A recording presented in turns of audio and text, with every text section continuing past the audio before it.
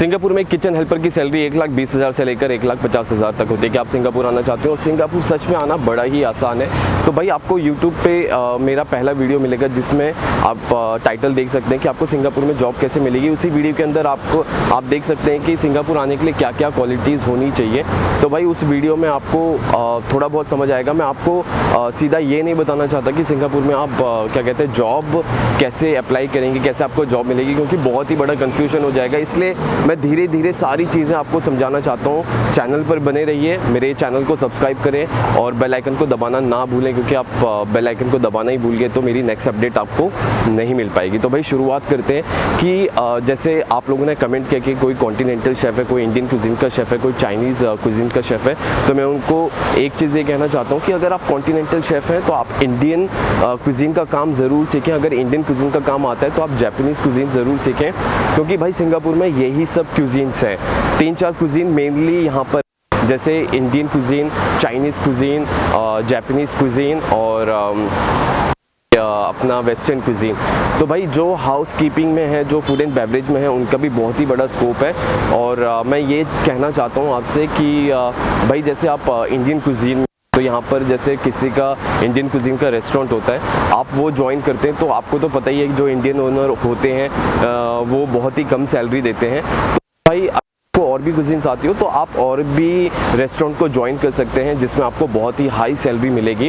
आप मेरे चैनल को सब्सक्राइब करें, क्योंकि नेक्स्ट वीडियो बहुत ही कमाल की आने वाली है। हम यहीं के जो लोग हैं जो यहाँ पर जॉब कर रहे हैं उनका इंटरव्यू लेंगे और उनसे उनका एक्सपीरियंस पूछेंगे। तो ऐसे ही धीरे धीरे करके मैं आपको सारी चीज़ें क्लियर करूँगा। मैं कोई एजेंट नहीं हूँ और ना ही कोई पैसे लेता हूँ।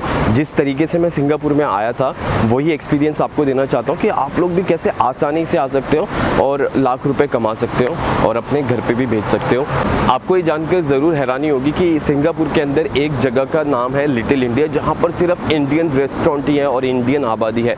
तो वहाँ पर आपको ऐसा फील होगा जैसे आप एक मतलब कि इंडिया के किसी एक छोटे पार्ट में पहुँच गए हैं। हूबहू वैसा ही दिखता है। तो इसलिए भाई अगर आपको कुछ 4-5 कुजीन्स आती हैं, जैसे कि मैंने पहले आपको बताया, भाई वो कुजीन आती है तो भाई आप सिंगापुर में कहीं पर भी जॉब ले सकते हैं। और मैं एक और ख़ास चीज़ बताना चाहता हूँ कि पूरे सिंगापुर के अंदर कोई बिल्डिंग है या कोई भी अपार्टमेंट है तो वहाँ पर भाई इंडियन रेस्टोरेंट होता ही होता है, मेनली साउथ इंडियन कुजीन। तो भाई अगर आपको साउथ इंडियन कुजीन आती है फिर तो आप लकी हैं, आपको जॉब मिलने के चांसेस हैं वो और भी ज़्यादा हाई हो जाते हैं। आप लोगों के मन में जो भी डाउट है वो आप प्लीज़ कमेंट करते रहें, क्योंकि भाई मैं कमेंट्स को पढ़ता हूँ और मैं सिंगापुर में रहता हूँ तो उसकी ज़्यादा अच्छा मुझे नॉलेज है। और आपके जितने भी क्वेश्चंस होते हैं उनका आंसर मैं ज़रूर दूंगा। जैसे कि पहली वीडियो में आपने बहुत सारे क्वेश्चन पूछे कि कोई इंडियन शेफ़ है, कोई कॉन्टिनेंटल शेफ़ है, तो भाई यहाँ पर ही बहुत बड़ा स्कोप है। आप लोगों से रिक्वेस्ट है प्लीज़ आप लोग हिम्मत ना हारें, क्योंकि हमारे हिंदुस्तान के कुछ लोग ऐसे भी हैं यहाँ पर जिनको कुछ भी नहीं आता फिर भी उनके पास एक अच्छी जॉब है और लाख रुपए कमा रहे हैं। तो बस ऐसे आप लोग बने रहिए और मेरे चैनल को सब्सक्राइब करना प्लीज़ मत भूलना, क्योंकि बहुत इंटरेस्टिंग वीडियोज़ आने वाली है जॉब के ऊपर।